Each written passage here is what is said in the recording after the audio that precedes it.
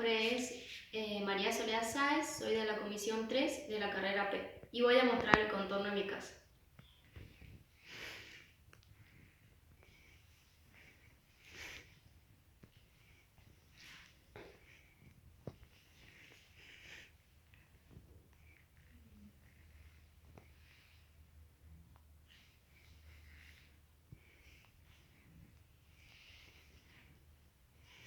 Bueno, voy a hablar de la materia de la didáctica general. Bueno, el concepto de la didáctica general es el arte de enseñar, una disciplina de la educación de carácter teórico y práctico. En cuanto a su aspecto teórico, está relacionado con la enseñanza y el aprendizaje. Bueno, el objeto de estudio de la didáctica son los procesos de enseñanza-aprendizaje con la finalidad de mejorar los métodos, herramientas y técnicas que se vinculan al desarrollo. En cuanto a las diferencias y semejanzas de la didáctica general, la didáctica diferencial y la didáctica específica. Bueno, la didáctica general estudia los elementos comunes de la enseñanza en cualquier situación. La didáctica diferencial se aplica a la edad o características de cada persona. Y la didáctica específica se aplica a una materia o asignatura específica. Por ejemplo, matemática o lengua. En cuanto a la importancia de la formación didáctica en el docente, es fundamental ya que estudia los componentes de una situación formativa de un contexto escolar, ya sea los docentes, los alumnos, los contenidos, los objetivos y metodologías. También es indispensable para la enseñanza y el aprendizaje y se ajusta a las necesidades de los docentes y de los alumnos. Pero en sí, la didáctica es una herramienta muy útil ya que brinda cómo enseñar lo que se sabe. Bueno, en cuanto a la unidad 2, la enseñanza es una práctica que si bien todos podemos hacerla, no todos la hacemos de manera profesional. Ya que la enseñanza es una transmisión de conocimientos, ayuda a favorecer las capacidades y guía la práctica. Bueno, según Hernández de Lamas, la enseñanza es una transmisión de conocimientos a través de signos que significan. Según Balsabes y Cols, la enseñanza es un intento de alguien de transmitir ciertos contenidos a otra persona. Estos involucran tres elementos, que son que la enseñanza supone que alguien tiene un conocimiento, alguien que carece de conocimiento y saber o conocimiento de transmisión. Y por último, según Davini, la enseñanza es una práctica social e interpersonal que antecede históricamente la existencia de las escuelas. En cuanto a la identificación de los elementos del triángulo didáctico, está el profesor y el alumno, que es un proceso de negociación, asesoría y contacto didáctico. Después está el profesor y el saber, que acá se encuentra la elaboración de contenidos. Y por último está el saber y el alumno, que el aprendizaje es activo, participativo y constructor del significado. En cuanto a los aprendizajes, Davini y Hernández de Lamas. Bueno, según Davini, el aprendizaje son cambios o modificaciones en las conductas previas del individuo. Y según Hernández de Lamas, el aprendizaje es apoderarse de ciertos contenidos. Después están los principios de la educación, que son 10. El realismo, que es a partir de lo que la persona conoce, construye su realidad. La experiencia, que es el primer contacto que tiene el individuo y sus sentidos. El principio de actividad, que dice que el sujeto es el motor de su aprendizaje. Después está la adaptación al sujeto, que el docente debe adaptarse a las necesidades de ese sujeto. Después está el principio de fijación o consolidación, que acá se fijan los conocimientos. Bueno, después está el principio de totalidad, que es cómo percibe el sujeto. El de motivación, que el docente debe motivar al estudiante. Después está el principio social, que dice que se aprende socialmente. Después sigue el principio de patria, que es que el aprendizaje se da a partir de distintos marcos teóricos. Y por último está el principio social, que son las habilidades para seguir aprendiendo.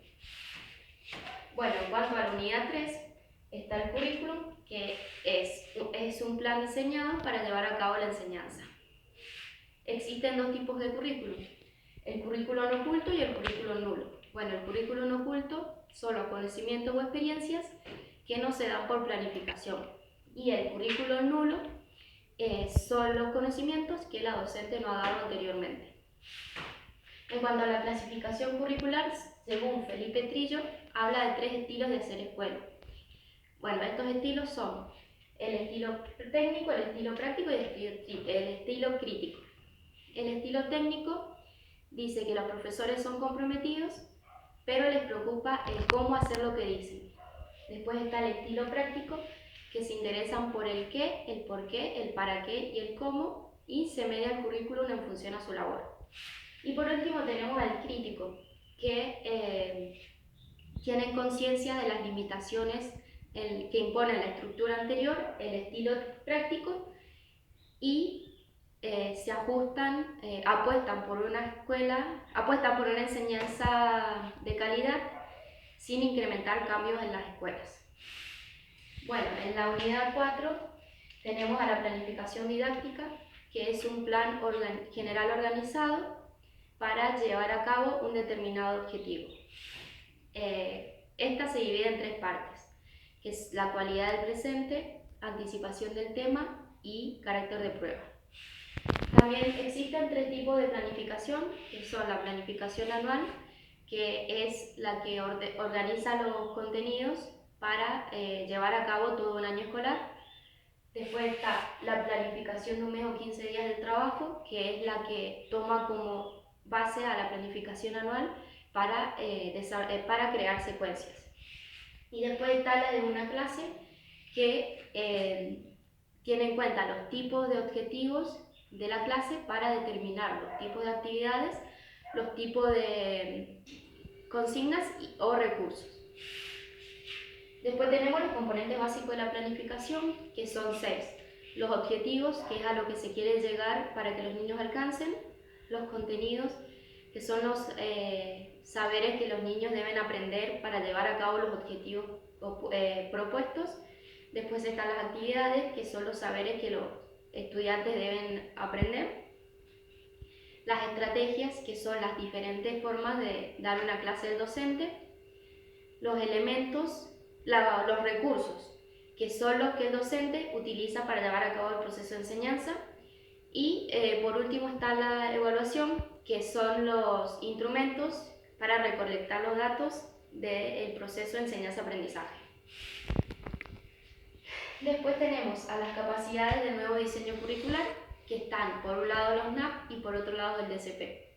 Los NAP son los núcleos de aprendizaje prioritarios, que son contenidos que deben estar incluidos obligatoriamente en todas las escuelas, garantizando un nivel común educativo. Bueno, y en cuanto al DCP, es el instrumento que el docente va a utilizar para planificar sus clases, el cual va a incluir 6 capacidades, que estas son la capacidad de comunicación, trabajo con otros, pensamiento crítico, resolución de problemas, compromiso y responsabilidad, y aprender a aprender. Después está la secuencia didáctica, que es la secuencia didáctica es un conjunto de actividades educativas para determinar de diferentes formas un objeto de estudio. Esta presenta 3 momentos, que es la motivación, el desarrollo y el cierre. Bueno, y en cuanto a la unidad 5, para gestionar una clase hay que tener en cuenta lo siguiente, que son el planteamiento de estrategias, los contenidos contextualizados y el manejo del tiempo. Después está la organización del desarrollo de la clase, que acá se divide en 3 partes, que es el inicio, el desarrollo y el cierre. El inicio es cuando el docente debe motivar al estudiante. En el desarrollo, el docente depende de esa motivación que le dio a sus estudiantes, realiza actividades, y en el cierre se da por finalizado el tema. En cuanto al análisis de la teoría 1 de Perkins, él dice que la gente aprende teniendo oportunidades razonables y motivándose al hacerlo. Bueno, para llevar a cabo la teoría de Perkins hay que tener en cuenta la información clara, que es la información que le brinda el docente al estudiante, la práctica reflexiva, que acá se pone en juego la acción del sujeto, y por último la retroalimentación de información, que el docente es el guía del contenido. Bueno, y en la unidad 6, en cuanto a la evaluación, según Hernández de Lamas, él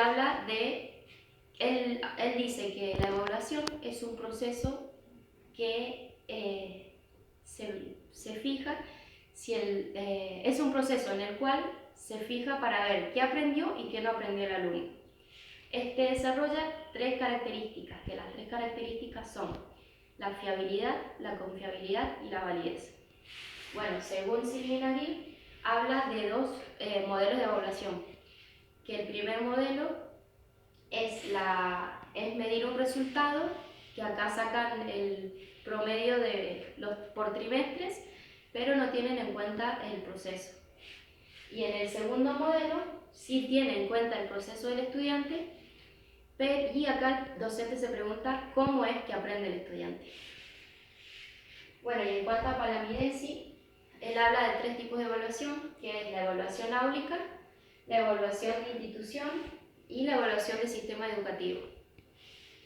Y también él explica el examen y la prueba, que el examen es un proceso de investigación que se aplica al aprendizaje. Y bueno, y por otro lado la prueba